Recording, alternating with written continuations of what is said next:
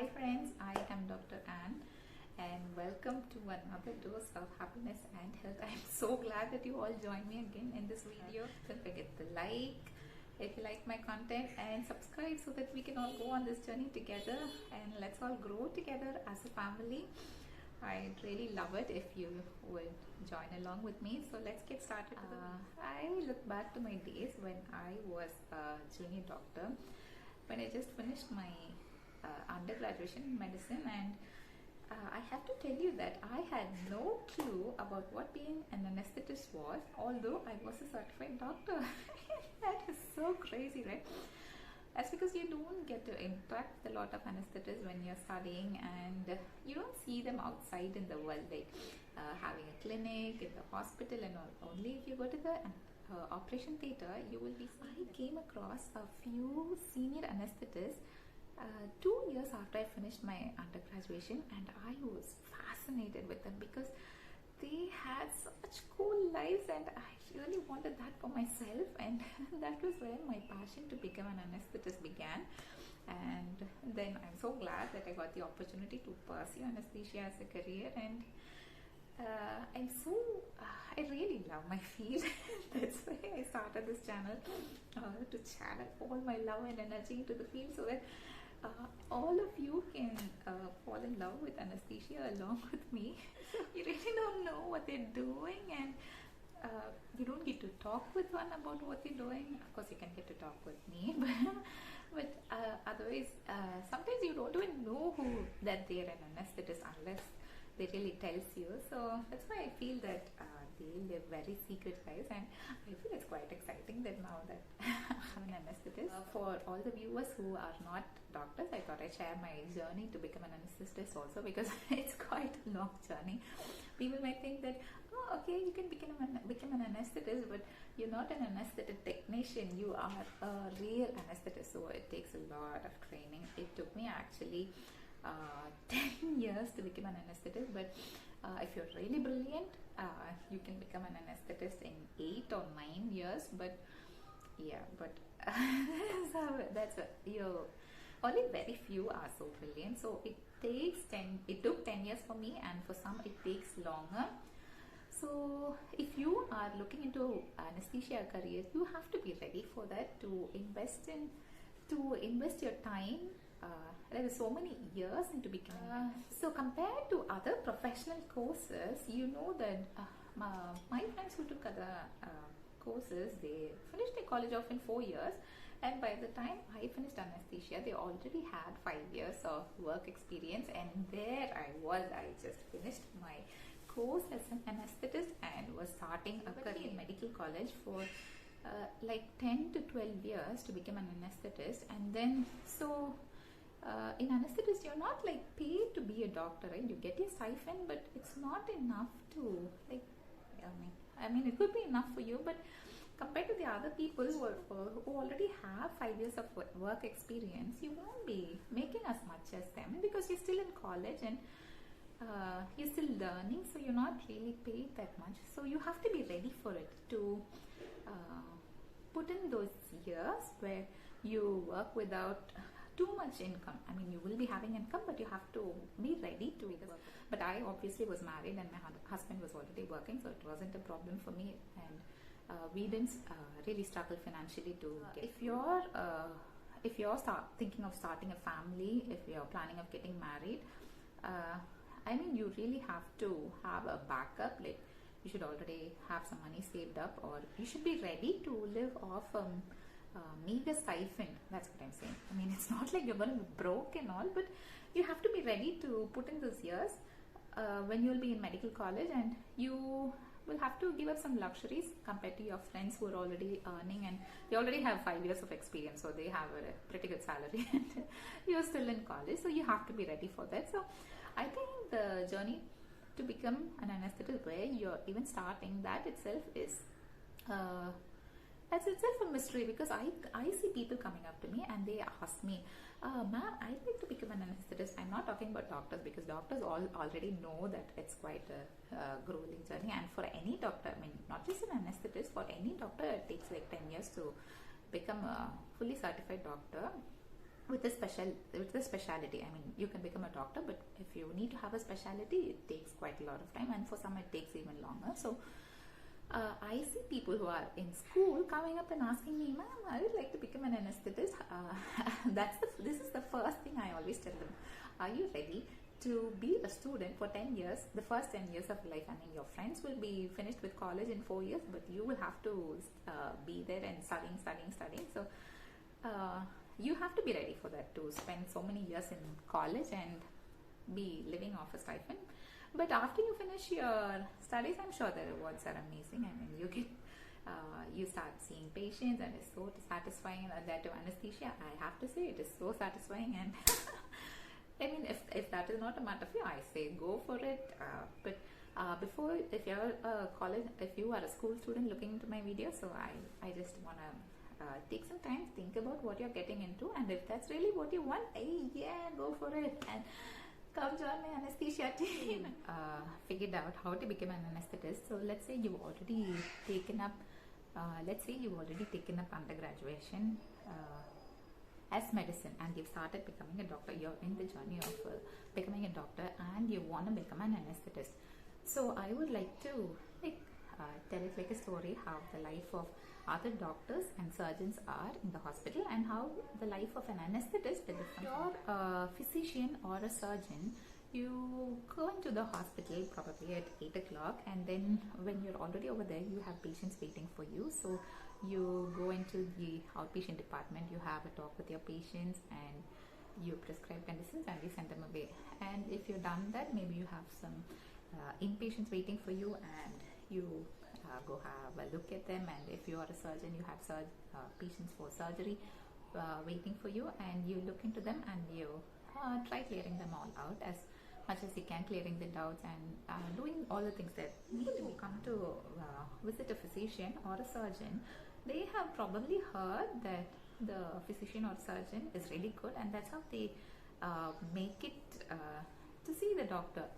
But if you look at the life of an anesthetist, you go into the ER wearing a mask, and I mean, before this corona, only the anesthetists were the only people who were donning a mask at all times. And when corona has changed everything, and now everyone is wearing masks. But previously, when you go into the operating theatre, you go in there wearing a mask, so no one knows who you are. Of course, the surgeons and the people over there know who you are, but the people who you are going to give anesthesia to, they probably can't really get a good look at the people waiting for anesthesia, and you give them instructions and you clear the doubts, and then you go into the operating room, and then you see the same people back again on the operating table, and you talk to them again. You tell them a bit about the procedure that's going to be done, and you give them anesthesia, and then they're probably sleeping, or but still they're just there on your own. You don't get to connect with patients a lot. I mean, you get to connect with patients a lot, but it's not like I mean, when they're aware and awake and comfortable, the patient is on the operating table, so he has a lot of stress going on in him, and you just come and talk, and you try calming them down, and then after the surgery is over, they are shifted out of the operation theatre, and if they're doing fine, you send them away, and hopefully those people will not be seeing their anesthetist again. So I think that's why it's quite weird that I mean, even if you saw your anesthetist like at the market or at the mall, or maybe you're going in the bus and the anesthetist is sitting right next to you, you probably would not really know that was your anesthetist, because most of the time, like in the operating theatre now, when the anesthetist is talking to you, he or she is wearing their mask and you can't see their face. Maybe you hear the voice, you find it is really smoothing, and you're in pain like after surgery, and you just want to sleep, and you probably don't remember your anesthetist. But after the surgery, I mean, when you're all hale and healthy, like you go to your surgeon, you go for the post-operative checkers, and you're healing really well, and you're so grateful to the surgeon. But of course, you I mean, people of you planning to become an anesthetist, you have to be ready for that, because the people who you will be treating for anesthesia, they're not really gonna remember you. And at first I found that really hard, that I don't have a following of patients for myself, because if you're a surgeon or a physician, people come in search of you. I mean, they ask, I want to get my surgery done in this doctor. I thought that he's really good, and but no one really asked for anesthesia like that. I mean, they don't know the skills you have and what you can do, and it's only like a surgeon and anesthetist work together. So it's more like the surgeon who will be calling you to help him out for the surgery for anesthesia, but not actually the patient. So you probably don't have a connection with the patient directly. So it's you're connected to the patient only through the surgeon, and so you have to be ready for that. If you're thinking of anesthesia as a career, you have to be ready for that. That you won't probably have a following of patients whom you've already given anesthesia or are going to give anesthesia. They are all connected to you only through the surgeon who is hiring you. And I feel, I mean, so it's kind of like you're being a secret. I mean, you are kept a secret. I mean, sometimes like people don't even know who's going to be their anesthetist till they go into the operation theater and look at who's going to be coming for anesthesia. So kind of feel like, when there's a surgery, the surgeon calls you and you go in, you give anesthesia, you save the day, and then you disappear into the dark for no one to be heard of again. So that's why I guess I always feel that being an anesthetist is like being a superhero. I mean, you're wearing a cape, you're wearing a mask, and no one knows who you are. You come and save the day and disappear. Anesthesia is a really fulfilling career, and I mean, you get so joy out of it, but you have to know that patients will not come in search of you, and you're always your surgeon's sidekick. So I hope that was helpful, and I made sense. The people whom you are giving anesthesia with, they might not really remember you, because really connect with them personally. I mean, they might know you professionally, but not really personally. And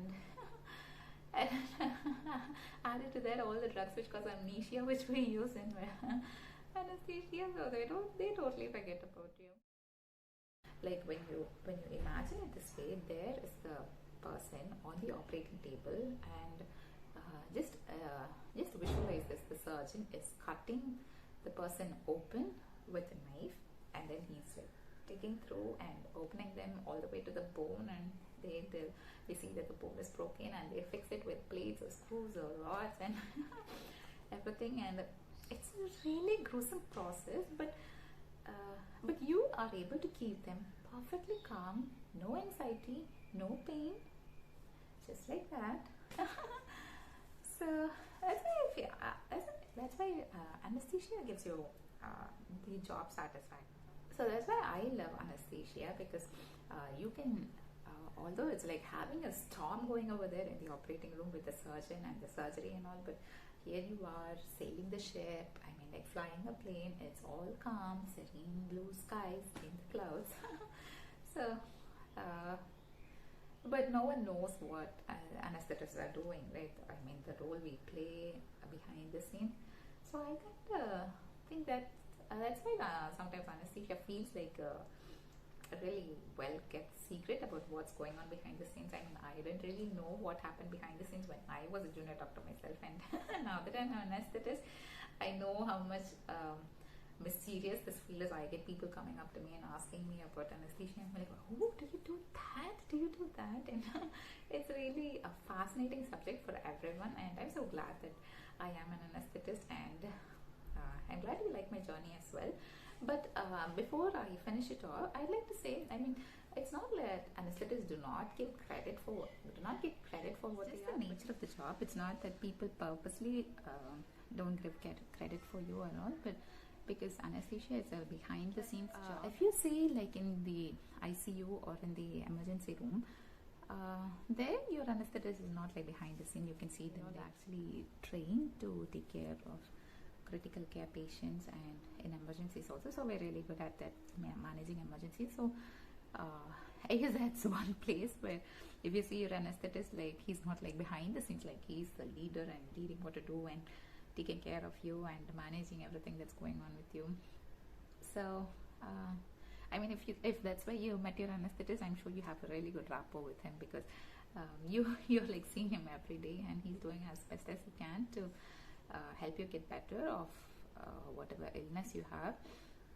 So to and the anesthetist, they're both equal and they work together, but in the public eye, that's what I've seen. I'm not really saying that anesthetists are backseat drivers and the surgeons are the one who's driving the car. No, both of them have equal responsibility, but when it comes to dealing with the patient, like it's the patients come to the surgeon and not to the anesthetist for surgery, and then when the patients follow up also, they come back to the surgeon who did the surgery, and they follow up with them. So like in the community, they kind of think that you're a psychic, and I mean, it's fine. So any of your anesthetist friends out there, let me know what you think about being an anesthetist. I think it's really cool, being a superhero behind the scenes, and I'm sure even the surgeon doesn't know what you're doing, like when it comes to anesthesia. I mean, the dosage we're giving, and everyone thinks it's quite tricky. I mean, it is quite tricky, but that's why we're trained here for, and we are really good at this. And yeah, like the superhero who comes in and saves the day and helps the surgeon do the surgery. I mean, without this, the surgeon cannot do the surgery. Let me a comment if you like this video, and give me a heart if you're an anesthetist or love an anesthetist, or if you know an anesthetist. And friends, don't forget to subscribe to my channel if you'd like to see more about me talking about the field of anesthesia and being an anesthetist, sharing my experiences. And I'm so glad you all stopped by. It was really nice talking to all of you. So till next time, bye.